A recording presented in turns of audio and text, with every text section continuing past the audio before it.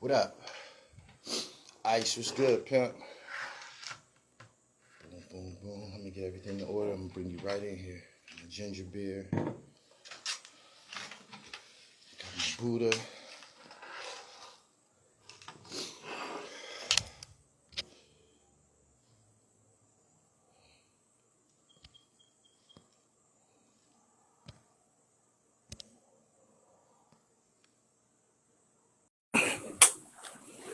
Peace.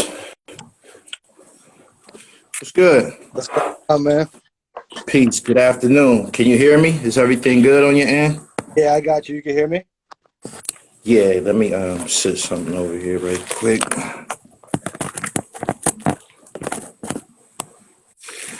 Your audio good, everybody? The audio good? Let me hear you say something, Ice. You guys can hear me good? Everything good? Okay, we great. We great. Good afternoon. I can't remember homeboy name. He sent me this hoodie. This motherfucker is fire. I can't remember your name, homie, but I got you. This shit going up. We got a special guest this afternoon. We constantly digging into the different elements of hip hop. You know what I'm saying? We don't just go after the MCs. We go after the graph artists, the B-boys, the producers, everybody, which brings us to you. How about you state your name? My name's Icerocks, from NYC. Grew up a little bit in the East Village, Lower East Side area, and then out in Queens, so back and forth. Okay. How long you been in hip hop? An active participant? Oh, man. I've been collecting records since I was about 13 or 14.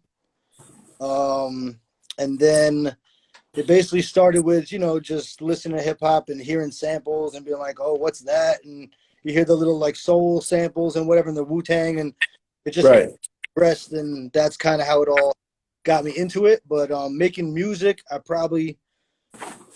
started making music probably around 02. And I didn't really get serious with it until like a little later. I put out my first project with a group in 2005. Right. I learned a lot from that. When you said early on you was the type that was like, messing with old soul records and shit like that. Give me some names of some of the records that you originally was exposed to. Okay, so it started off probably more with jazz. Like Miles Davis and Coltrane and that type of stuff. And then I started digging further, and then I started, I found out about Curtis Mayfield and all that stuff, and started going down like different labels and who was on what and who played on what albums. And that's what kind of opened the door for me to listen to everything. So, okay. But my dad was really into music, but he was into classical, and I was like, it's not really for me. But I kind of got the bug of music from him, you know what I mean? Right. You say Curtis Mayfield, that's an incredible composer. Did you have a chance to make any music using Curtis Mayfield sounds? I have, yeah.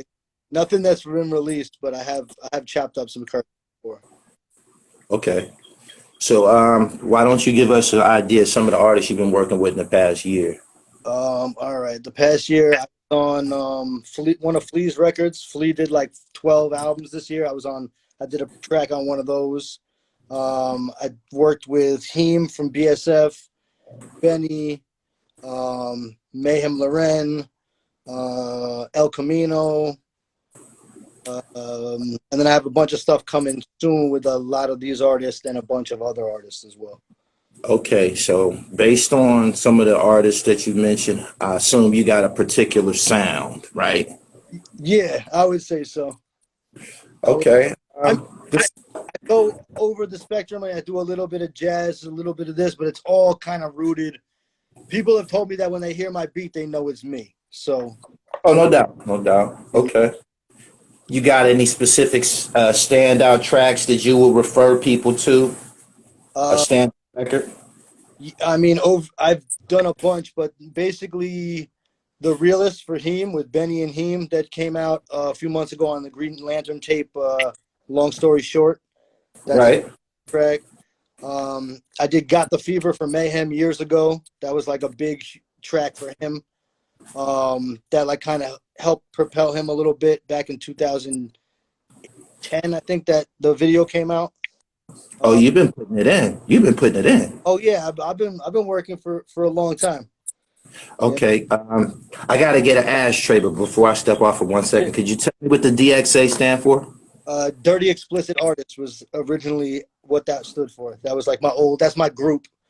Okay. Started that I came into like doing the music with. They're the ones that basically were like saw the talent in the production that I was doing and told me to just keep going and keep going. So those are the guys. I gotta always give it up to those guys. So you was always a producer. I rapped a little bit, but I realized I was much better at making beats, so I stuck to what I was better at. You know. All right. 1 second.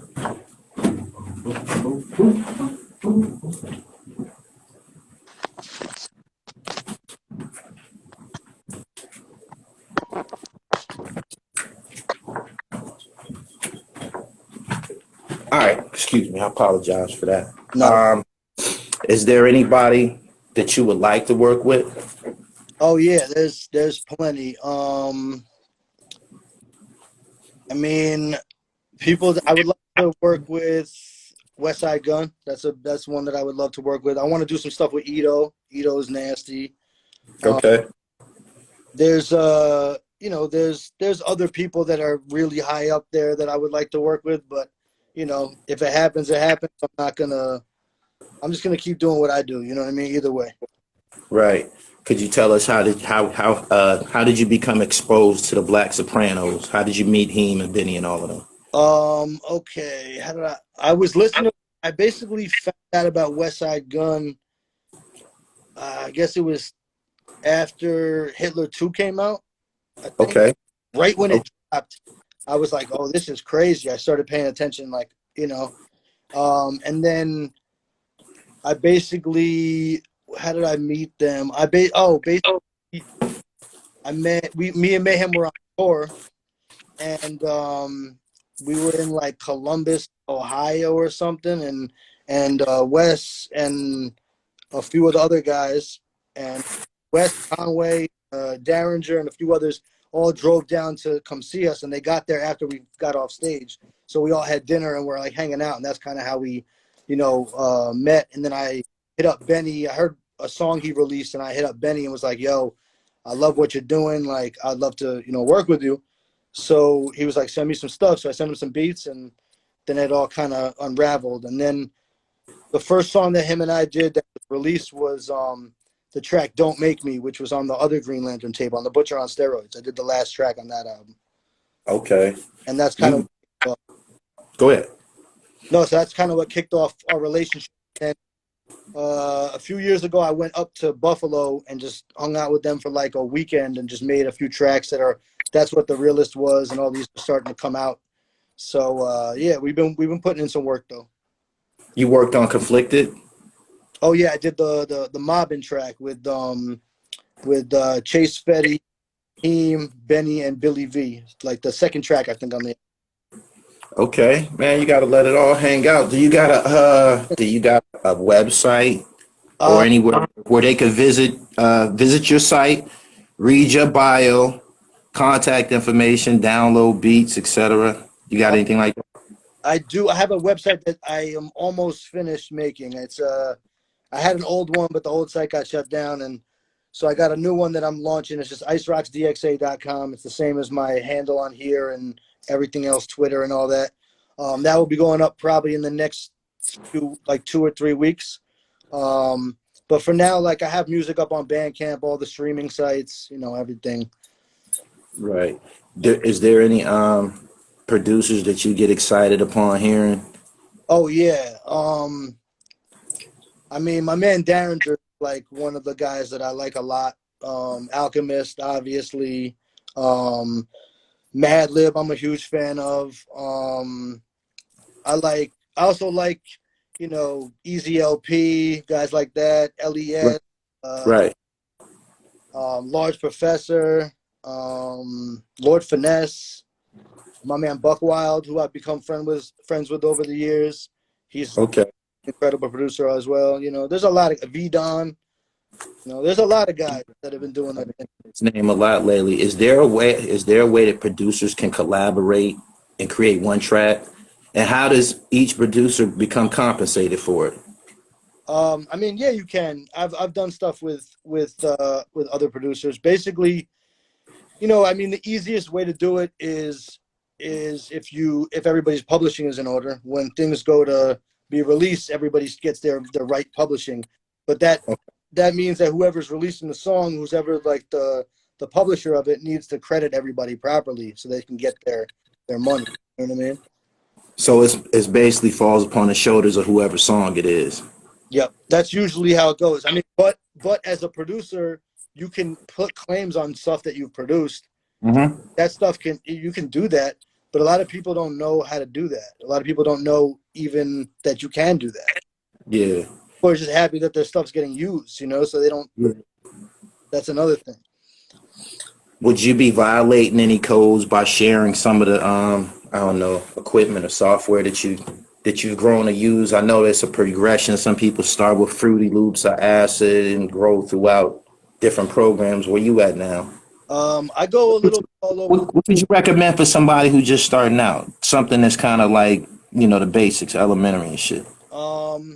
I mean, a lot of people love Ableton. Everybody's been telling me to use Ableton. I've used it a little bit and I've liked it.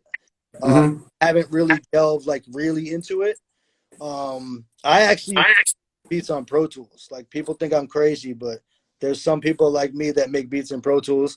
I used to use this thing a lot, this SP1200, a shitload. Um, Okay. I don't use that much anymore, but I still incorporate it sometimes. Um, but basically for me it's whatever flows easiest for somebody. So if you're comfortable with using a certain if you have used Pro Tools and that's good for you, you don't have to go do what everybody else is doing. You know what I mean? Whatever works. Like I have friends that still use MPCs strictly, and that's what they do.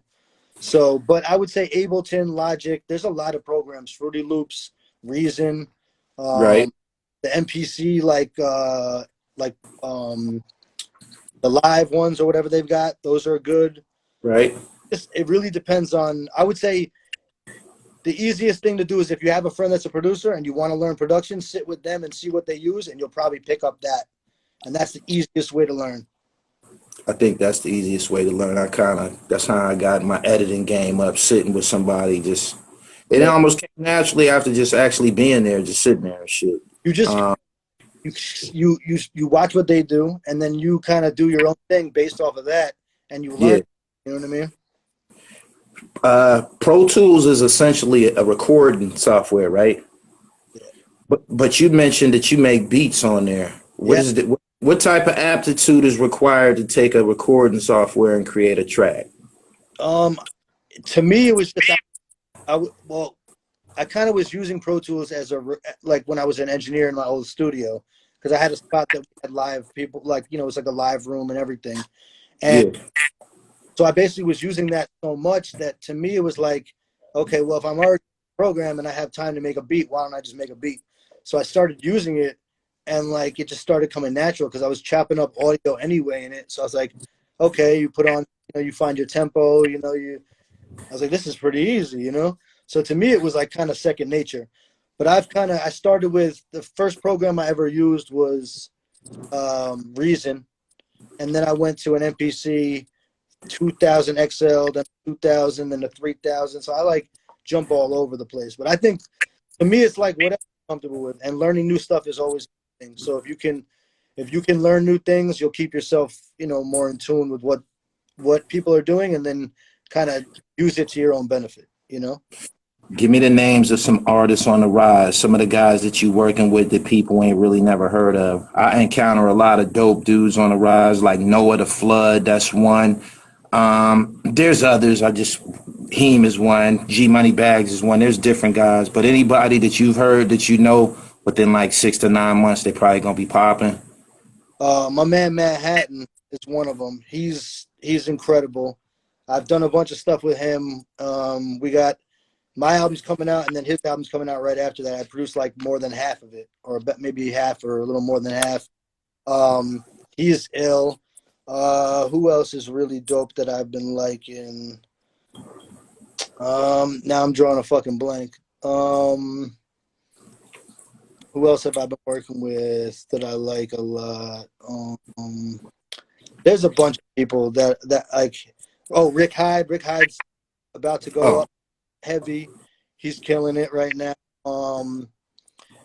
But there's Love Boat. He's another guy from BSF that's doing his thing. There's a lot of people. My man Fast Life. My man Fast Life is nasty. You should check him out. But yeah, I mean, to me, it's like whatever you feel, speaks to you. You know what I mean? That's, to me, it's like don't follow what other people are saying. If you like something, then just enjoy. Right. Right.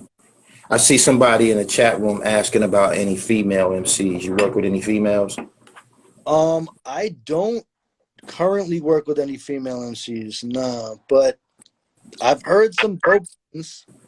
I've heard some dope ones that like I would be open to work with. Yeah. Okay.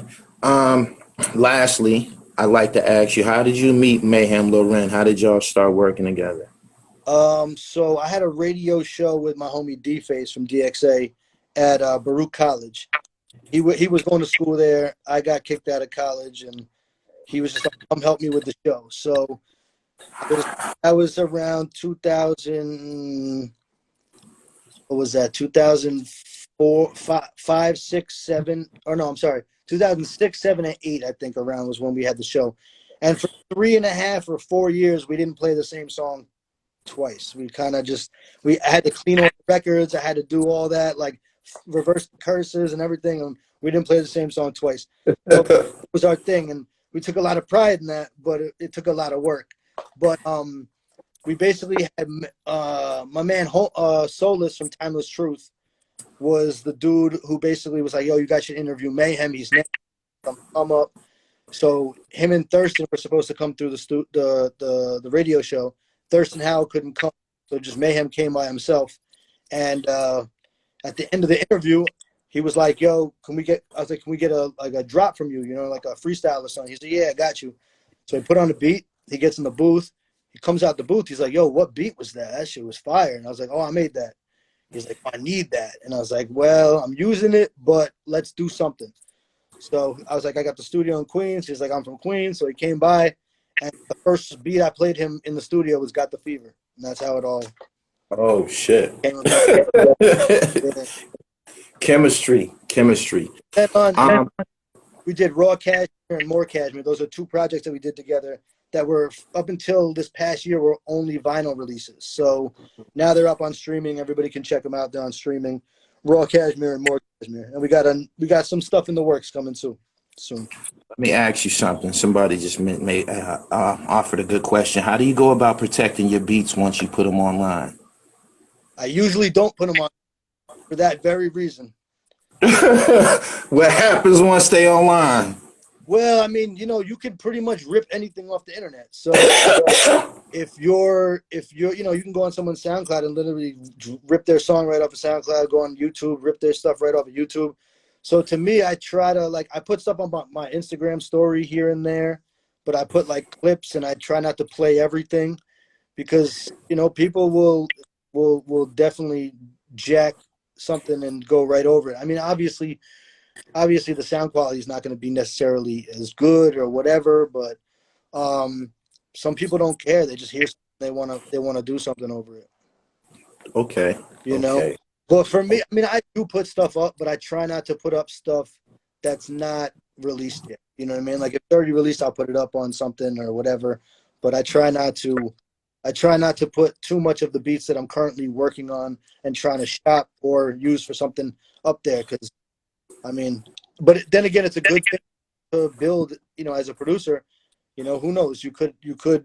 Meet, you could get someone to cop something that's going to take your career to the next level. You know, I don't. But for me, I've had beats stolen from me on the internet. So, and I've actually had producers claim that they made the beats that they stole from me on the internet. How did y'all resolve that? There was a lot of back and forth. Then I just kind of was like, I'm not answering this. And then everybody else that I was friends with and that knew my production started, you know, saying like, this is crazy. You didn't, you know, this isn't yours, blah, blah, blah. And then they just shut their page down and disappeared. Okay. Go back into the hole. But, Climb back into the hole and climb out. Yeah, they climbed out of. yeah. So This is the first quarter. What do you have for 2021? as of right now, I got my solo album that's coming out. I think the first week of March. It's looking like, and we're gonna start releasing some singles this month. Then my Manhattan's album is coming, probably the following month. And then I have an album with my man Screw Tape from like South Jersey, Philly area, who's nasty.